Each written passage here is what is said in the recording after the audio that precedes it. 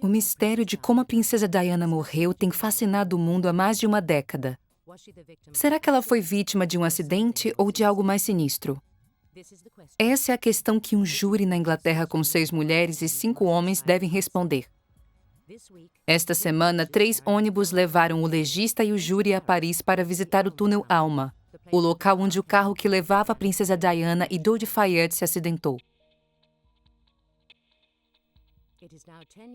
Faz 10 anos desde que vimos pela primeira vez essas imagens chocantes, a Mercedes destruída, aqueles que vieram a Paris para prestar suas homenagens e o espetáculo trágico que foi o funeral em Londres.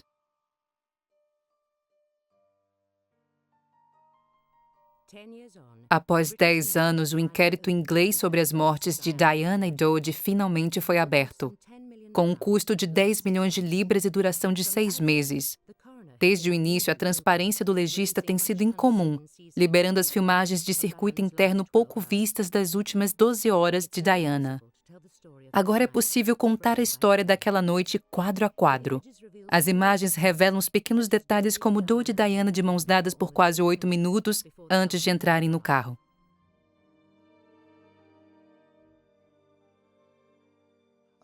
As imagens reveladas pelo legista são muito interessantes porque podemos ver o que aconteceu com Diana segundo a segundo, pouco antes dela morrer. De certa forma, isso é assustador.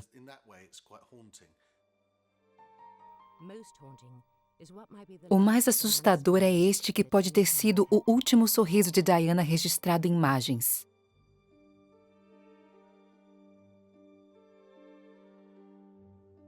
Diana, o inquérito. O legista produziu uma lista com 20 questões importantes que o júri deve considerar.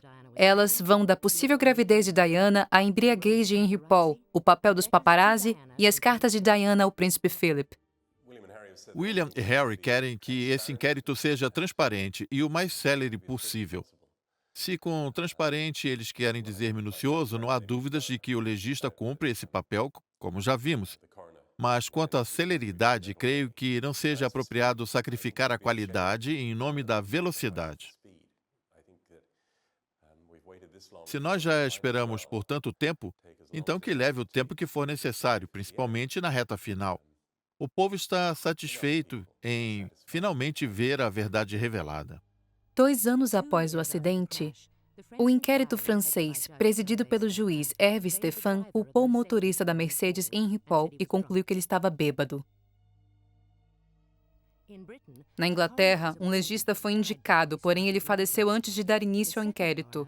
O segundo legista pediu que Lord Stevens, um dos policiais mais experientes do país, investigasse o caso. Em dezembro de 2006, ele reportou que A partir das evidências disponíveis hoje, não houve uma conspiração para assassinar nenhum dos ocupantes daquele carro.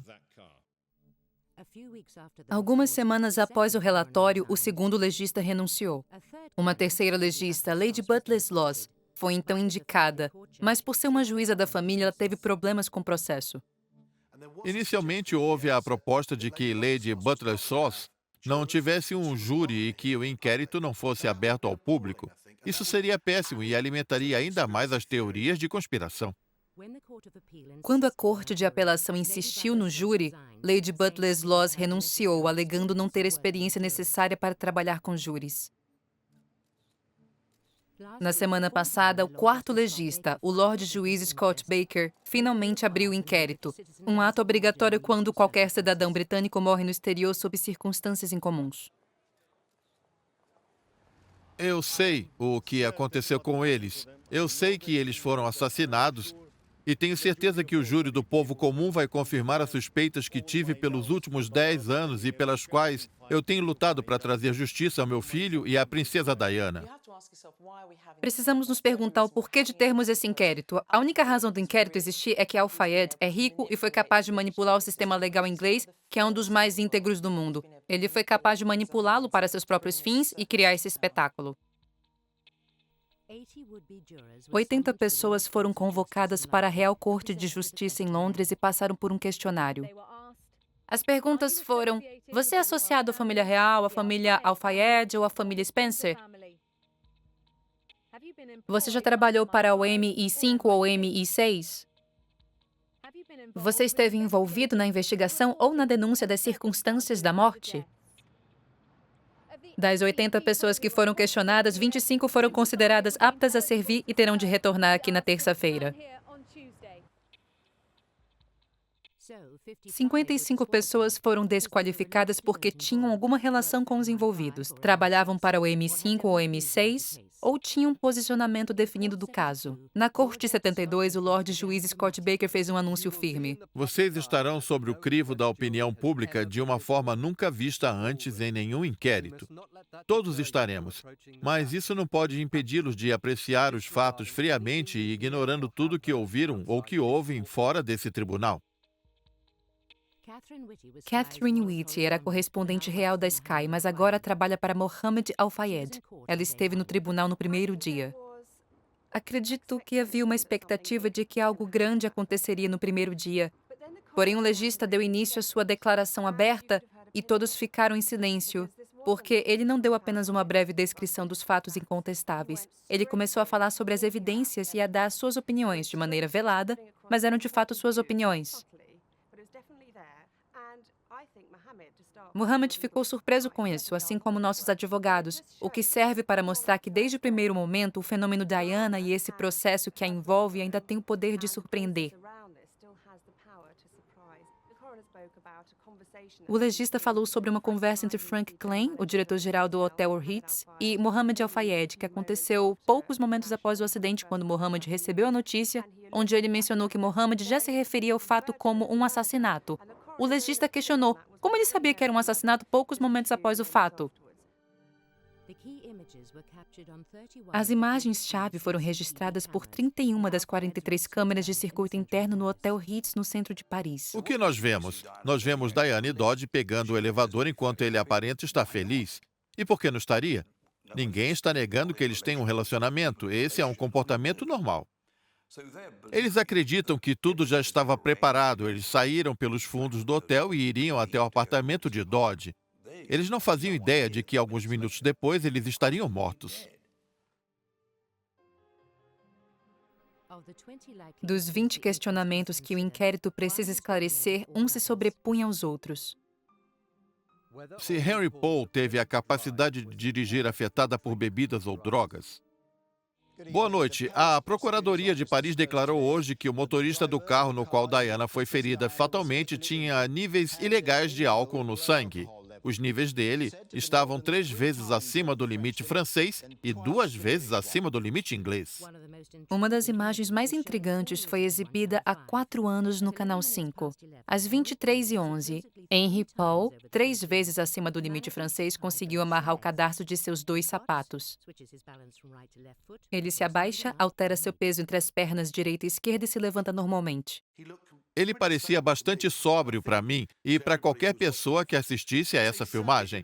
Ele não tinha a aparência de alguém que está embriagado ou definitivamente não parecia estar bêbado, como um porco, segundo noticiado pelos jornais após o acidente.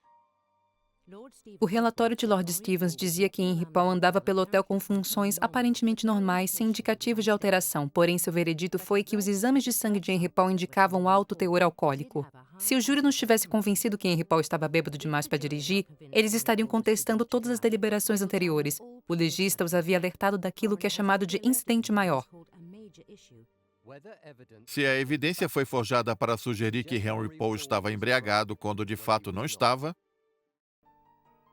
No inquérito de Diana, um dos 20 questionamentos destacados pelo legista foi: se a princesa de Gales temia por sua vida e, em caso positivo, em que circunstâncias? Em uma carta a seu mordomo em outubro de 1996, a princesa Diana disse temer que morreria em uma batida de carro e que não seria um acidente. Estou aqui sentado em frente à minha mesa em outubro, querendo que alguém me abrace e me encoraje a ter forças e a manter a cabeça erguida. Esta fase em particular é a mais perigosa da minha vida. X está planejando um acidente no meu carro. Uma falha nos freios e sérios ferimentos na cabeça. No inquérito, o legista leu um trecho de uma conversa que Diana teve com seu assessor jurídico, o falecido Lord Mishcon, em 1995. Eu disse a Sua Alteza que se ela acredita que a sua vida está sob ameaça, medidas de segurança, incluindo em relação ao seu carro, devem ser reforçadas. Sinceramente, eu não consegui acreditar no que ouvi sobre essa suposta conspiração. Por isso, eu conversei com o comandante Jefferson, que, para minha surpresa, disse que Sua Alteza havia dito era crível. Isso não mostra o quanto sã ela estava. Ela reagia com bom humor a alguns dos rumores que circulavam sobre sua própria saúde mental. Eu me lembro de estar em um almoço beneficente onde ela discursou e falou sobre algo que estava nas manchetes naquele dia, dizendo: "Espero que eu consiga terminar o meu discurso antes que os homens de jaleco branco venham me buscar." Isso causou muitas risadas. Eu lembro muito bem disso. Eu posso dizer com honestidade, por alguém que trabalhou por tanto tempo com Diana, e antes disso com seus 2 filhos, que eu a via como uma pessoa muito sensata. Ela enfrentava inúmeras dificuldades em seu trabalho, em sua maioria causadas pela vida pública, a vida que ela levava e também por estar em um casamento bastante infeliz. Eu nunca vi nenhum traço de instabilidade, loucura ou paranoia nela. Em julho de 1997, ela já havia se libertado do casamento infeliz e vivia a vida como solteira. Mohamed Al-Fayed convidou Diana e seus filhos para irem a Saint-Tropez, no sul da França. Foi lá que seu romance com Dodi teve início. 3 semanas depois, Diana voltou até lá, sem seus filhos, e se juntou à família Al-Fayed em seu iate de 12 milhões de libras, o Jonical.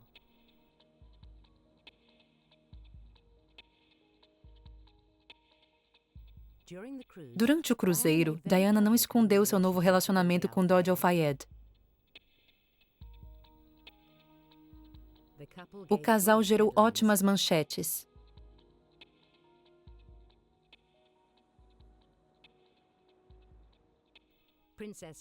Diana, a princesa do paradoxo, ora fazia poses para fotos, ora pedia por privacidade.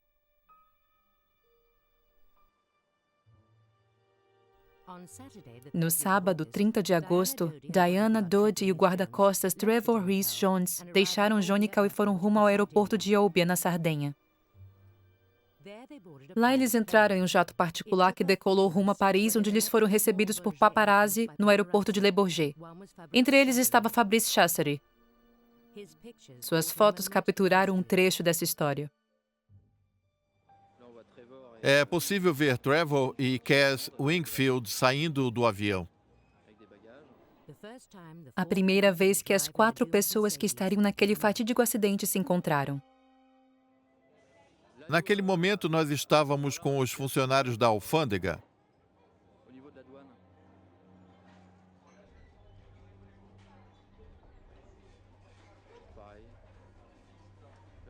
Este aqui é Henry Paul. Dodi era próximo de Henry Paul, chefe de segurança do Heats.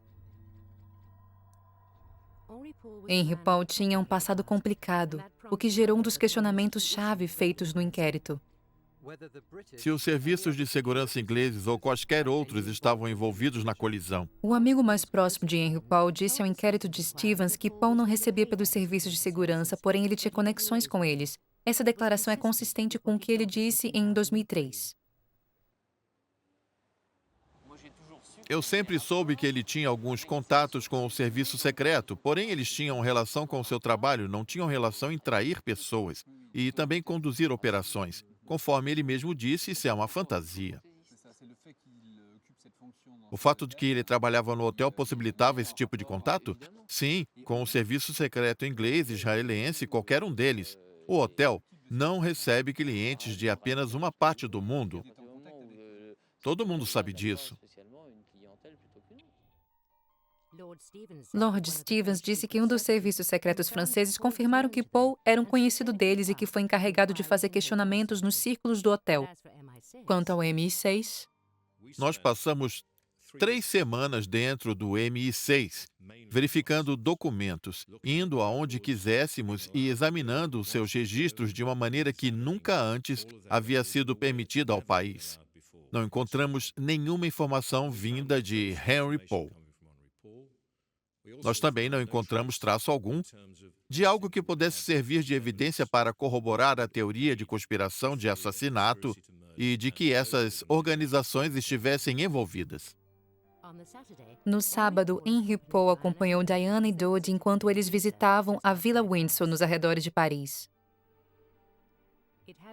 Ela era de propriedade do Duque e da Duquesa de Windsor. Agora ela pertencia aos Al-Fayed.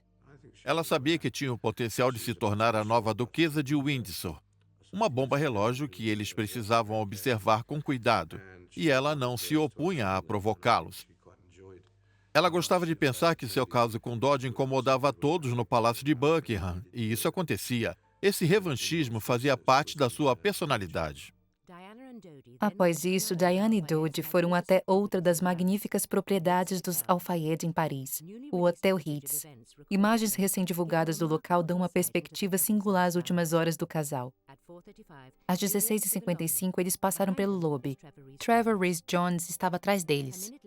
1 minuto depois, Diana e Dodie saem do elevador de serviço e vão em direção à melhor suíte do Ritz, a suíte imperial. Há 10 anos, uma noite aqui custava 5.000 libras.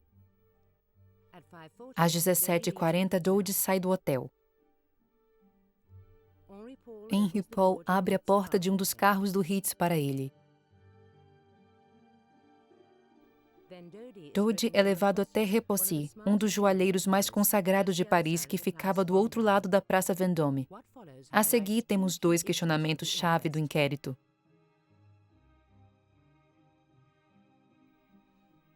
As circunstâncias relacionadas à compra do anel e se a princesa de Gales e Dodge Al-Fayed estavam prestes a anunciar seu noivado.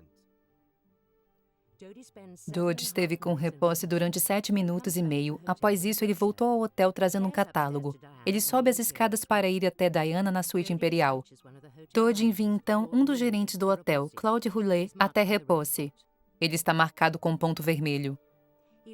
Ele retorna ao Ritz com um pacote contendo 2 anéis. Ele os leva até Dodie na suíte imperial e afirma que Dodie escolheu o anel dourado que faz parte da coleção Dis-moi oui, ou Diga Sim para Mim, avaliado em 130.000 libras.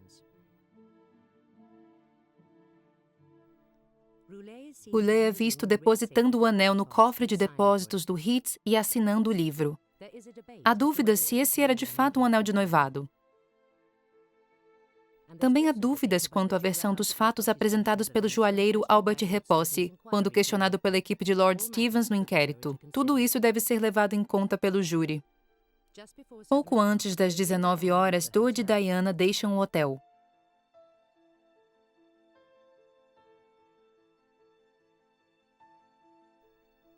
Henry Paul os acompanha até o carro na saída dos fundos, finalizando sua semana de trabalho, ou era o que ele imaginava.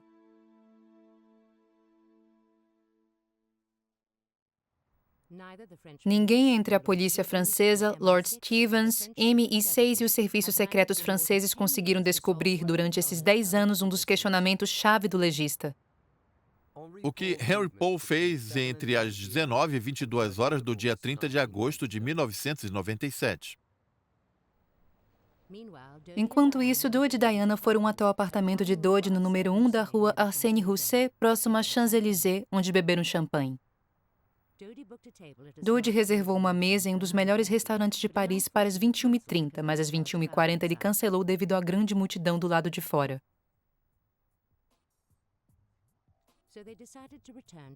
Então, eles decidiram voltar ao Ritz para o jantar e disse que lá ele poderia relaxar. As câmeras mostram que eles chegaram ao Ritz às 21h50. Dodie parecia estar tenso. Segundo disseram, a presença dos paparazzi o incomodou. Devido à volta inesperada do casal, Henry Paul foi chamado de volta e chegou no hotel dirigindo seu Mini. O ponto vermelho está indicando ele. A câmera externa está marcando 22h09.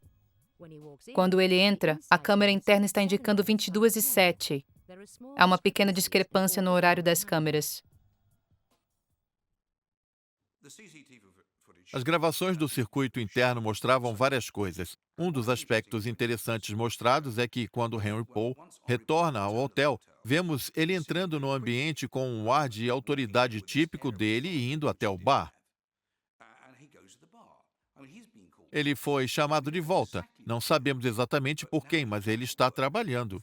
Não sabemos o que ele estava fazendo antes disso. Temos um período de 3 horas em que seu paradeiro era desconhecido. Às 22h20, Dodge é visto conversando com o gerente da noite, Thierry Rocher. Ele havia dito que Dodge arquitetou um plano para sair do hotel e voltar para seu apartamento. O plano era confidencial, porém Henry Paul era um dos que podia saber dele. 5 minutos depois, Thierry Rocher conversa com Henry Paul e outro membro da equipe. Paul então acena para o chofer que havia trazido Dodge e Diana de volta para o hotel. 6 minutos depois, Henry Paul conversa novamente com um dos motoristas. Uma das evidências-chave para mim nas gravações divulgadas foi o papel em que Henry Paul desempenhou. Parece que ele ocupa uma posição bem mais elevada nessa organização do que Trevor Rhys-Jones ou Keith Wingfield. Existe ainda uma explicação para isso. Henry Paul era um empregado de longa data dos Fayette. Ele trabalhou no HITS durante muitos e muitos anos e havia progredido nessa cadeia hierárquica no HITS. E é por isso que talvez ele tenha tido uma relação e um contato próximos com Dodge. Os dois agentes de segurança, por outro lado, estavam bem abaixo dessa cadeia.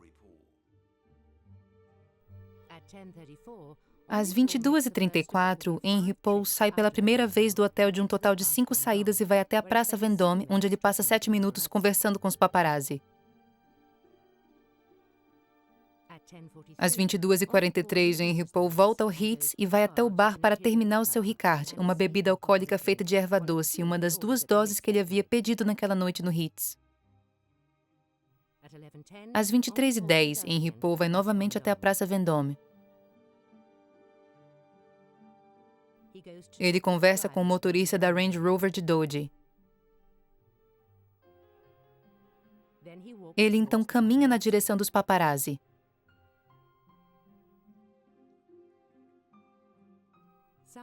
Algumas pessoas começam a se juntar ao redor dele. 2 minutos depois, ele volta ao hotel. É neste momento que ele percebe que seus cadarços estão desamarrados. As câmeras mostram que Henry Paul levou 41 segundos para amarrar seus cadarços. Os visitantes andam pelo hotel e ele conversa com os empregados.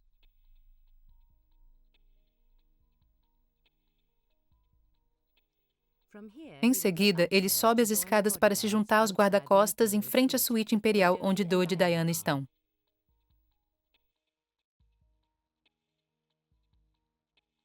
Eu devo admitir que fiquei surpreso quando vi os guarda-costas Wingfield e Rhys-Jones sentados em frente à suíte imperial. Eu fiquei surpreso com tanta movimentação na antessala do lado de fora da suíte. A razão de estarem esperando em frente à suíte era que eles iriam ser informados do plano de fuga. A decisão foi de usar 2 carros isca, com Keith Wingfield saindo pela frente para enganar os paparazzi, enquanto Trevor Rhys-Jones, Diana e Donnie sairiam pelos fundos com Henry Paul ao volante.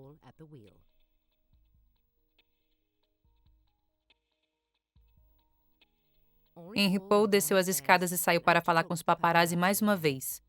Agora eram 23 e 23. O plano precisava de 3 carros, a Range Rover de Dodge e 2 Mercedes idênticas, uma na frente e outra nos fundos. Eles estão seguindo a princesa Diana. A multidão estava se aglomerando na Praça Vendôme na esperança de ver Diana e não tinha ciência desse ardil. Essas são as imagens captadas por um turista australiano. Às 23h50, Henry Paul realiza sua quarta ida à Praça Vendôme, onde a câmera externa o mostra parado em frente à multidão de curiosos e paparazzi. Para o legista, esse é o momento em que surge outro questionamento-chave. Quem foi que decidiu que a princesa de Gales e Dodi Al-Fayed deveriam sair pelos fundos e que Henry Paul deveria dirigir o veículo? Mohammed Al-Fayed, 4 anos atrás, nos contou o seguinte. Dodge me telefonou, aproximadamente à meia-noite, e disse: "Eu estou indo para o apartamento, tem muitos paparazzi. A praça Vendôme está cheia de gente." Eu falei: "É muito perigoso, por favor, fique no hotel, você não precisa sair. Aí tem tudo o que você precisa." E ele respondeu: "Vou seguir o seu conselho." Porque, após Dodge me garantir que não sairia de lá, Henry Paul foi até lá, à meia-noite, e o convenceu dizendo: "Não se preocupe, nós sairemos pelos fundos. Tudo ficará bem, eu conheço o caminho. Além disso, você já teve o trabalho de preparar tudo." E fez Dodge mudar de ideia. Isso é muito estranho para mim.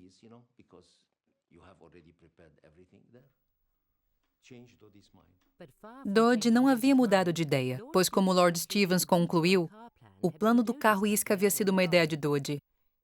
Lord Stevens disse que Mohammed Al-Fayed contou a ele que Dodge queria voltar ao seu apartamento por uma questão romântica, para dar o anel de noivado a Diana. O júri agora precisa ponderar as evidências e decidir a verdade.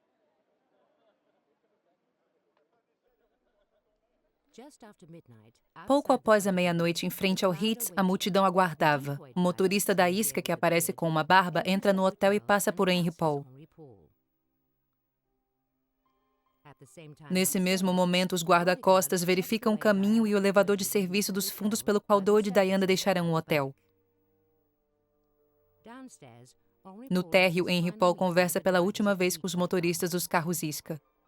4 minutos depois, vemos a princesa Diana saindo da suíte. Diana e Dodge conversam com o guarda-costas Cass Wingfield. Apesar de uma discordância aparente com o guarda-costas em relação ao plano de fuga do Ritz, não parece haver nenhum indício de tensão.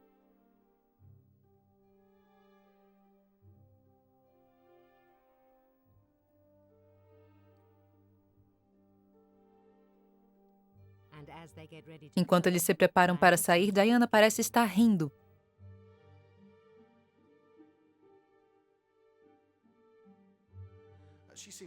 Ela parecia estar relaxada enquanto saía pela suíte imperial. Ela estava bastante amistosa no elevador, com todos ao seu redor. Ninguém parecia estar tenso. Cass Wingfield foi até o carro isca na frente do hotel enquanto Diana, Dodge, Henry Paul e Trevor Rhys-Jones iam em direção ao elevador de serviço. Diana aponta o dedo para Dodge de maneira jocosa. Trevor Rhys-Jones estava próximo a Henry Paul e, conforme testemunhou a Lord Stevens, ele não havia sentido álcool no hálito do motorista. Até onde eu sei, ele estava trabalhando e se comportava de maneira sóbria. Nada na forma como ele se comportava indicava que ele havia consumido álcool. Se Henry Paul estivesse bêbado, ele não iria dirigir. Não era apenas uma questão de segurança ou de profissionalismo, é o senso comum. É isso que eu penso. Isso é algo que deve ser feito, não importa se alguém ficar chamando por isso ou chateado. Eu digo categoricamente que ele estava absolutamente sóbrio, até onde se pode averiguar. Diana, Dodge e os outros agora esperavam na saída de serviço. Para Diana, esse era um contraste enorme em relação à rotina real e à proteção da Scotland Yard. Ela esperava que alguém tomasse essas decisões por ela, assim como a família real, os primeiros ministros e os presidentes esperavam que as decisões sobre segurança sejam feitas por eles. Eu trabalhei com inúmeros chefes de Estado no Ocidente e todos eles recebiam orientações e direções de suas seguranças. Nessa ocasião, parecia que não havia quem desse uma direção ou orientação. O que vemos aqui mostra o quão próximos Diana e Dodge estavam naquela noite. O braço direito de Diana está em duas costas enquanto eles estão de mãos dadas. Dodge parece até ter acariciado seu pescoço em um momento. Henry Paul sai para ver se a Mercedes já havia chegado. Ele parece acenar para um dos paparazzi. Do lado de dentro, Diana e Dodge ainda estão de mãos dadas. Isso durou 7 minutos e 48 segundos. A princesa então brinca com Henry Paul.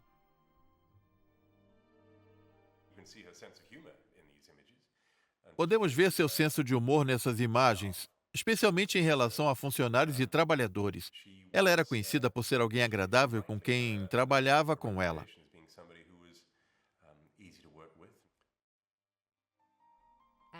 À 00:19, a Mercedes finalmente chega aos fundos do Heath. Henry Paul, Trevor Rhys-Jones, Diana e Dodge vão em fila até o carro que os espera. A princesa parece estar cobrindo seus olhos. O carro parte.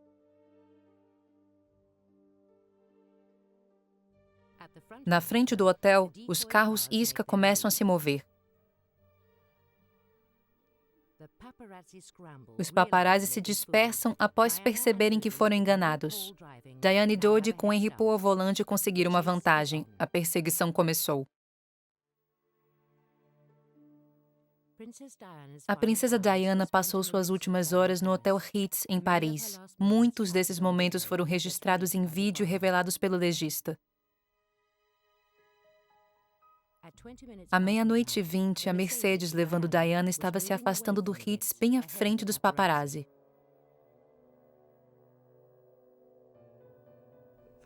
A última coisa que eu me lembro é que entramos no veículo, foi que partimos e alguns veículos de paparazzi que estavam nos fundos do hotel começaram a nos seguir.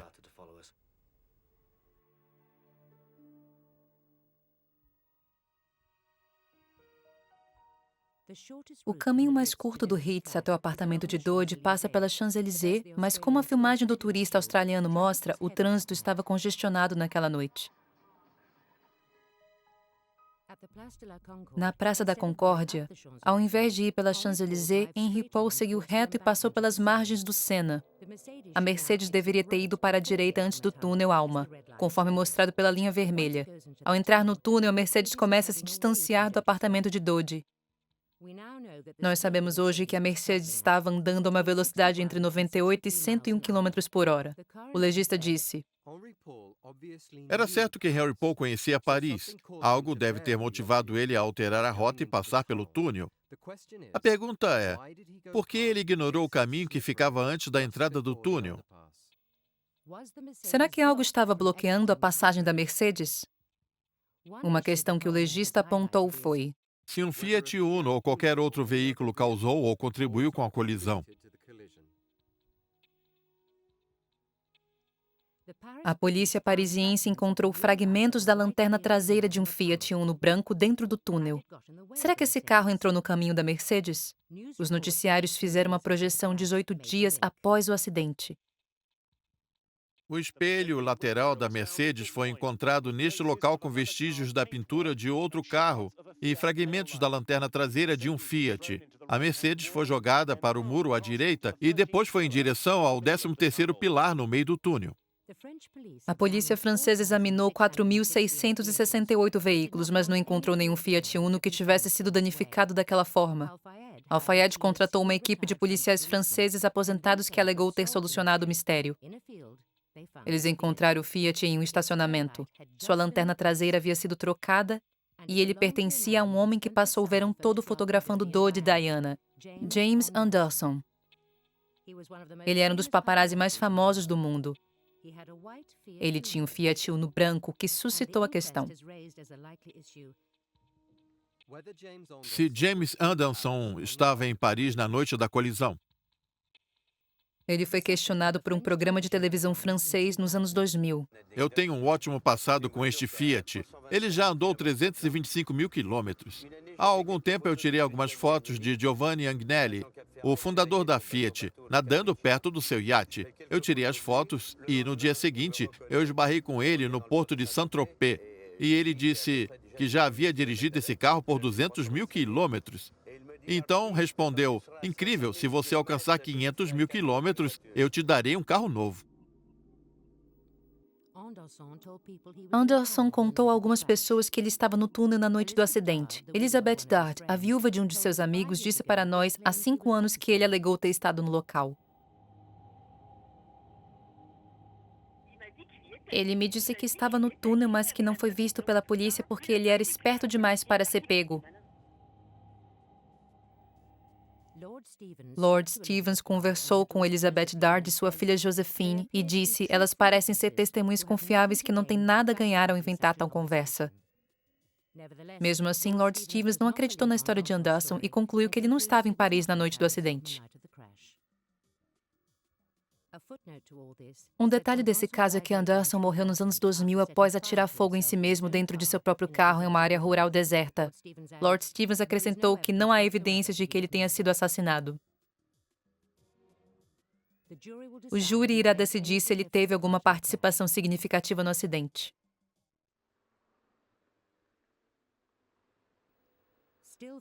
Fotografias reveladas pelo inquérito mostram uma nova perspectiva do que aconteceu dentro do túnel Alma.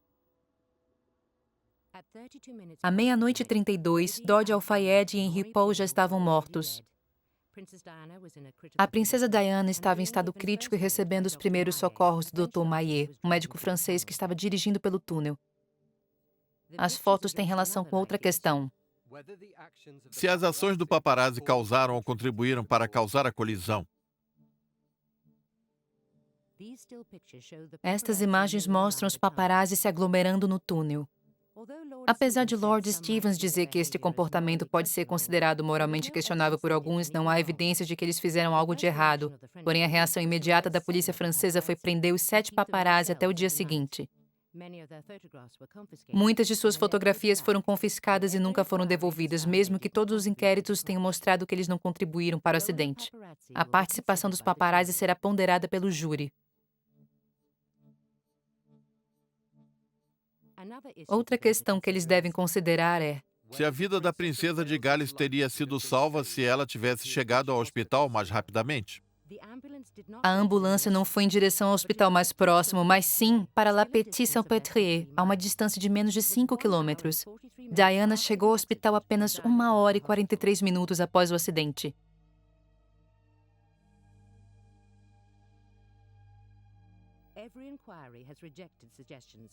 Todos os inquéritos negaram que isso seria parte de uma conspiração. A prática comum na França é que os paramédicos tentem estabilizar e tratar as vítimas no próprio local. Quando Diana entrou na sala de cirurgia, seu estado era desesperador. O ministro da Justiça da França e o embaixador inglês foram ao hospital e ouviram a notícia mais temida por todos. Nessa noite, a princesa de Gales foi vítima de um acidente de carro em alta velocidade. O serviço de ambulâncias de Paris socorreu-a e tentou ressuscitá-la imediatamente, porém, ao chegar aqui, ela já apresentava uma grave hemorragia no tórax e seu coração parou de bater. Uma toracotomia revelou que sua veia pulmonar esquerda apresentava uma ruptura grave. Apesar de termos fechado o ferimento e de que ela tenha recebido massagem cardíaca externa e interna durante 2 horas, não conseguimos restaurar a sua atividade circulatória e constatamos que sua morte foi às 4 horas.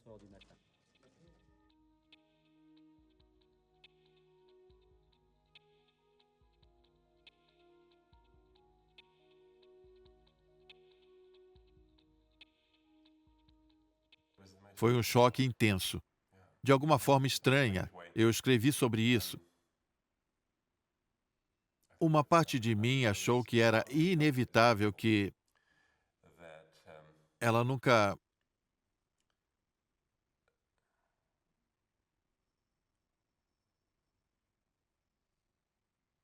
Ela nunca deixaria nada pela metade. Foi como ser golpeado com uma pá, eu não sei. Não sei como eu me sentia, eu tentei chorar em um momento, mas não consegui fazer nenhum barulho devido ao afundamento da traqueia. Porém, o choque foi absoluto. Foi como pular de paraquedas, o chão desapareceu. Lord Stevens, no relatório do inquérito, examinou alegações de que o túnel havia sido reaberto muito rápido e havia sido lavado, prejudicando a análise forense. Estas imagens foram feitas na manhã após o acidente, às 7 horas, quando um jornalista foi até o túnel Alma. Eu estive no túnel às 7 da manhã, no túnel Alma. Eu queria ver o local. Eu tinha certeza que estaria fechado, porém, ele estava completamente aberto. Eu fiquei espantado. Diane esteve aqui e morreu. Isso é algo relevante. Eu tinha certeza de que a polícia fecharia o local por vários dias, porém, às 7 da manhã, ele já estava aberto. E isso não tem explicação. É algo que realmente não dá para entender. O correto seria que a polícia tivesse cercado tudo e colocado os cones e tivesse impedido qualquer passagem. Mas isso não aconteceu. Lord Stevens recordou da opinião da polícia francesa de que a seção oeste do túnel não foi reaberta prematuramente. Os caminhões verdes limparam o local e o túnel Alma foi oficialmente reaberto para o trânsito às 10h30 daquela manhã. O legista decidiu que seria útil para o júri do inquérito ir pessoalmente ao túnel Alma. Não há relato de outra ocasião em que o júri de um inquérito tenha ido ao exterior visitar o local da morte de uma pessoa. A viagem teve alguns momentos marcantes. Um policial caindo da moto, a roda do ônibus que levava o júri se soltou. Esses não foram os únicos contratempos da primeira semana. O legista disse ao júri que eles terão de considerar uma nova questão. Desta vez, quem precisará responder à questão é a mesma pessoa que esteve fazendo as perguntas durante o inquérito, Lord Stevens. O legista disse ao júri: Há uma discrepância aparente entre o que Lord Stevens disse aos pais de Henry Paul quando ele se reuniu com eles em Paris no dia 8 de novembro de 2006 e o que ele disse no relatório da Operação Paget em algumas semanas depois. O time de Al-Fayed viu que essa controvérsia era importante e pediu por respostas. No dia 8 de novembro de 2006, Lord Stevens foi até os pais de Henry Paul e disse: "Não se preocupem, seu filho não estava dirigindo o carro bêbado." Segundo soubemos algumas semanas após a Operação Paget ser divulgada, ele havia dito que Henry Paul estava 3 vezes acima do limite permitido e, se estivesse vivo, teria sido processado por direção perigosa. Há 3 hipóteses para essa discrepância que está registrada nos relatórios policiais e, por isso, ele não pode negar que a conversa ocorreu. As 3 hipóteses são: a primeira é que ele não tinha conhecimento do conteúdo do seu próprio relatório, que, dado o custo de 3,7 milhões de libras de dinheiro público, seria um enorme escândalo. A segunda é que ele mentiu para os pais de Henry Paul, o que é estarrecedor. E a terceira é que algo aconteceu entre 8 de novembro e a publicação do relatório da Operação Paget, que de alguma forma fez ele mudar de ideia. É isso que o inquérito precisa avaliar.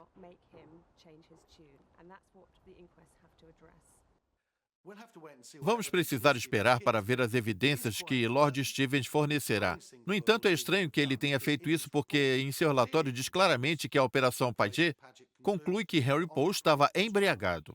O legista disse: Eu prevejo que Lord Stevens dará evidências de que ele estava tentando garantir que os pais de Paul e que seu filho, e ele não estava bêbado como um porco. Uma das questões que o legista destacou era polêmica, uma pergunta que sempre foi vista como uma grande ameaça para a realeza.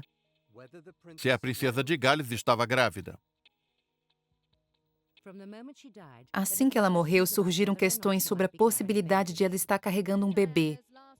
Através das últimas semanas, horas, dias e minutos de Diana mostrando a eles uma série de fotos. A sua barriga gerou muita especulação.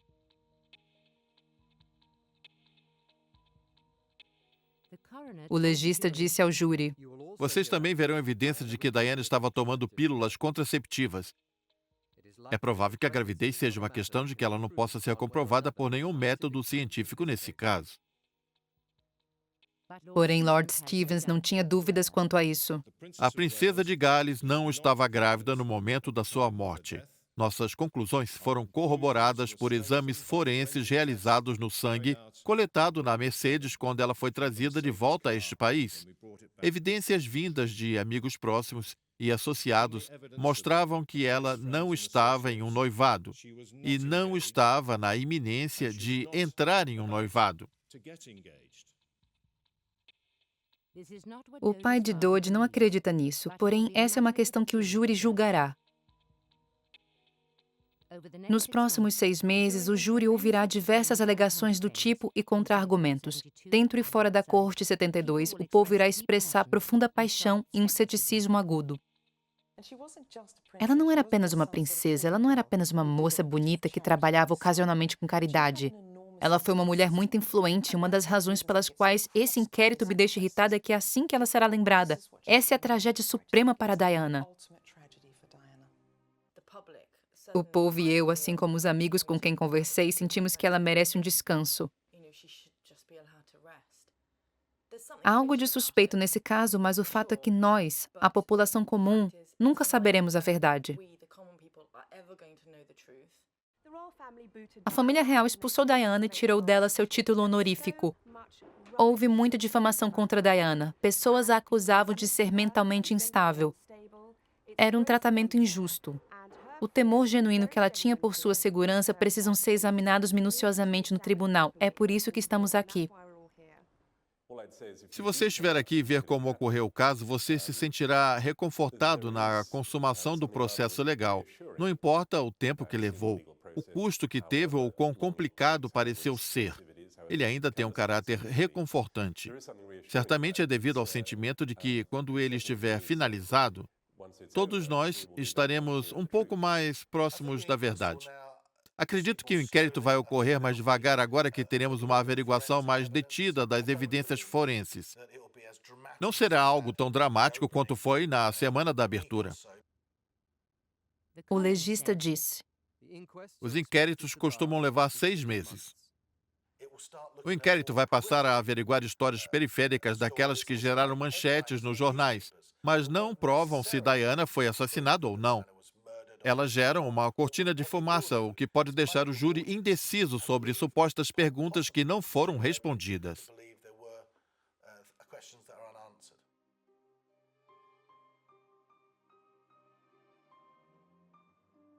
O legista disse ao júri o quão importantes esses procedimentos são. Um dos propósitos desse inquérito é investigar os fatos minuciosamente para que as suspeitas da população sejam abrandadas ou dissipadas. Nós conduziremos um inquérito enérgico e meticuloso por meio das evidências para que a verdadeira causa da morte possa, se possível, ser determinada de uma vez por todas.